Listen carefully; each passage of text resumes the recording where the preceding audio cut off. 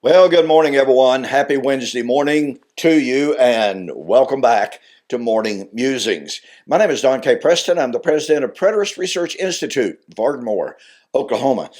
You want to make sure to be hanging around for the end of the video. I'm going to make a fantastic book offer for the month of April 2023. Going to save you a lot of money, okay? Going to get some great information, some great resources, and you'll want to take advantage of this.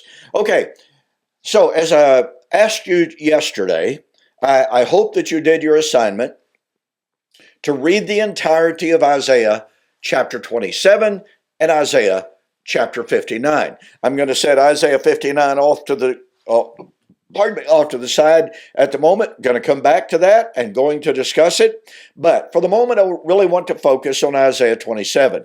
And in order to understand this relationship, we need to look at Romans 11, 25 to 27. Let me remind you that the huge majority of commentators agree that in Romans 11, 25 to 27, Paul is predicting the second coming, i.e., the coming of the Lord of Matthew 25, 31 and following. As I've already pointed out, there are some who disagree with that. There are a handful of postmillennialists who believe that Romans chapter 11 is in fact a prediction of AD 70. By and large, dispensationalists apply Romans 11, second coming of Christ. Reformed amillennialists, they apply it to the second coming of Christ. Postmillennialists, they apply it to the second coming of Christ.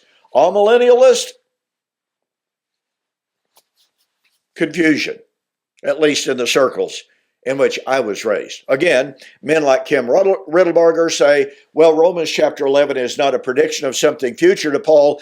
It was talking about the incarnation of Christ, which is simply untenable, totally specious.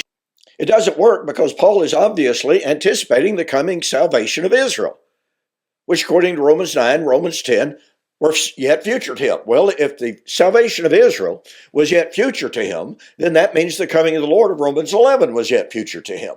But enough of that. Let's read Romans 11, 25 to 27. Now, I would not, brethren, that you should be ignorant of this mystery, that blindness in part has happened unto Israel, until the fullness of the Gentiles is come in. And so all Israel shall be saved, as it is written, the deliverer will come out of Zion, and he will turn away ungodliness from Jacob. For this is my covenant with them when I take away their sin. Okay. So here is Paul anticipating the coming of the Lord. Let me remind you one more time, it's critical. The huge majority of commentators agree. Paul, number one, is quoting from Isaiah 27 and Isaiah 59. Point number two, Paul is still, when he wrote Romans 11, anticipating the fulfillment of Isaiah 27 and Isaiah 59. Okay. So if Paul was in 55 to 57 AD, still anticipating the fulfillment of Isaiah 27 and Isaiah 59, then that means he was not looking back at the incarnation. Furthermore, and this is, I've told you about the struggles that I had in my younger years about Romans chapter 11, the confusion in my amillennial fellowship. When I realized that Paul was anticipating the fulfillment of Isaiah 27 and Isaiah 59, it was like, okay, what does Isaiah 27 and Isaiah 59 predict? Doesn't that seem eminently logical to you? I mean, let's face it. Paul said, one of these days, Israel will be saved at the coming of the Lord, as predicted in Isaiah 27. Okay, so then What did Isaiah 27 predict? A proper exegesis of Isaiah 24 through actually 28, known as the Little Apocalypse in the scholarly world, and the reason it's called the Little Apocalypse is because of its anticipation of the consummation of God's scheme of redemption. Jesus and the New Testament writers quote it, echo it over and over and over again in their predictions of the end of the age, the judgment, the resurrection, etc. So, once again, if Paul was anticipating the fulfillment of Isaiah 27 as he wrote Romans 11, does it not behoove us to understand what Isaiah 27 foretold? Where's the lack of logic there? Where's the breakdown of argumentation? There is none.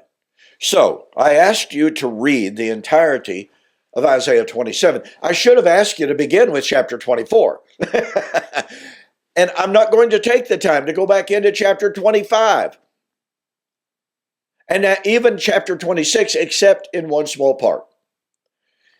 In Isaiah 26, 7 and following, the writer predicts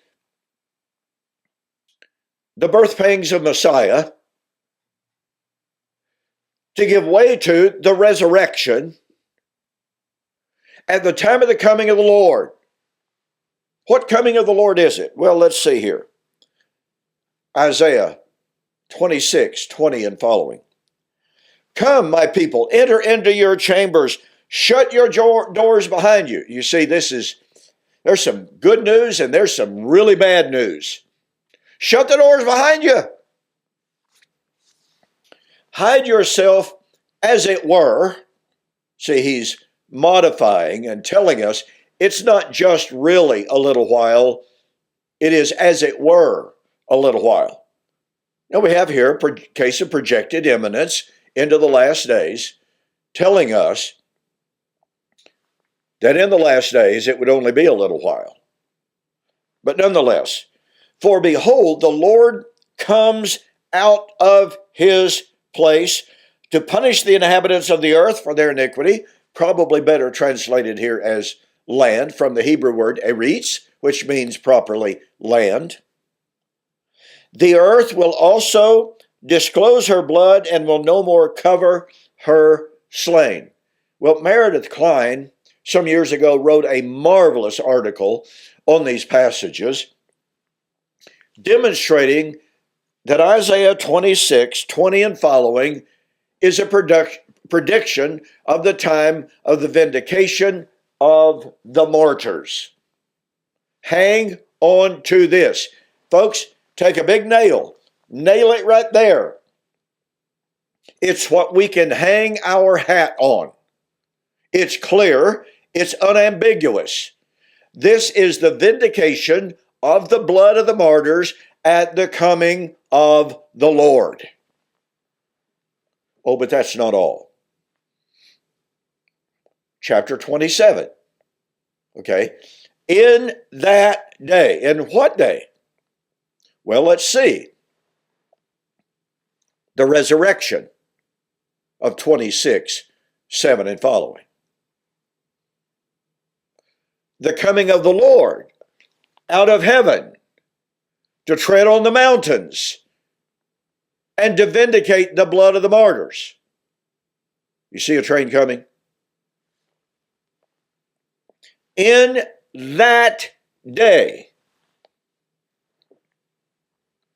the Lord with his severe sword, great and strong, will punish Leviathan, the fleeing serpent. Leviathan, that twisted serpent, he will slay the reptile that is in the sea. Now, let me ask you a question. For those literalists out there who insist that all Bible prophecy has to be fulfilled absolutely literally, Are we supposed to believe that at the coming of the Lord is not concerned with people? He's not concerned with the avenging of the martyrs. Instead, he's concerned about killing some kind of a great serpent that is in the sea. Leviathan. I mean, seriously? What does Leviathan have to do with the blood of the martyrs?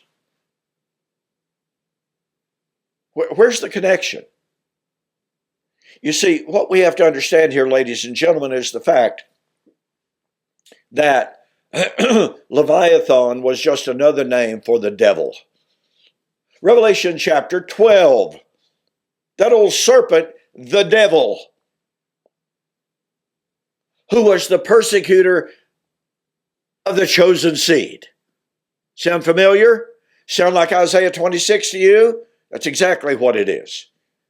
So here we have, in Isaiah 26 and 27, a prediction of the destruction of the devil at the coming of the Lord out of heaven to avenge the blood of the martyrs. Let's see here. In Romans 16:20, Paul said, "And now the God of peace shall crush Satan under your feet shortly." He uses the Greek term entokai, which never, ever, ever means rapidly as opposed to soon. Never means rapidly as opposed to imminently. It's just foolish when commentators try to make that distinction. But what is Paul predicting? Paul is predicting the destruction of Satan. It's really fascinating to me that Kenneth Gentry, in his We Shall Have Dominion, 2009 edition, says that Romans 16:20 is a very clear echo of Genesis 3, in which God, speaking to the serpent, the devil, that the seed of woman, the singular seed, by the way, was going to come, and you shall bruise his heel, he will crush your head. This is what's called the proto-evangelium, the very first mention of the gospel, the very first giving of the good news. What's the good news? Satan would be crushed. Here in Romans chapter 16, Paul said God was very quickly going to crush the head of Satan. Now, we will show tomorrow how significant that promise is. Let me ask you a question. Is the promise of the coming of the Lord in Matthew chapter 25:31 and following, since it's the second coming, is that a prediction of the time of the destruction of Satan? I don't know of anyone that denies that. None. Period. End of story. Okay. So here's Isaiah 26 and 27, prediction of the time of the destruction of Leviathan, Satan. But that time of the destruction of Leviathan would be at the coming of the Lord to avenge the blood of the martyrs. But Paul said in Romans 16:20 that the destruction of Satan was coming very soon. Oh, and in Revelation, the destruction of Satan, Leviathan, would be at the end of the millennium, at the coming of the Lord, and Jesus said, "Behold, I come quickly." Okay, out of time for today. As I mentioned, we're going to make an absolutely fantastic book offer today. My brand new book, Temple to Telos. It is directly related to the promise of Isaiah 26:20 and following, including chapter 27. My book, 70 Weeks Are Determined for the Resurrection. It is directly related to Isaiah 26 and 27. And Elijah Has Come, one of the fullest expositions of Romans chapter 11, 25 and following that you will ever read. And it discusses in depth Isaiah 27 and Isaiah 59. Now look, if you purchased all three of those books individually and paid separate shipping, you would spend $64.70, okay? For the month of April 2023, U.S. orders only, you get all three books delivered to your door, no extra fee of any kind, $49.95. That's some pretty serious savings, ladies and gentlemen. There'll be a banner on the website.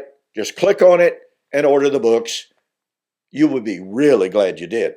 Okay, tomorrow we're going to continue our examination of Isaiah 27, its correlation with Romans 11, and the correlation with Matthew chapter 25. You don't want to miss it, so I'll see you on the flip side.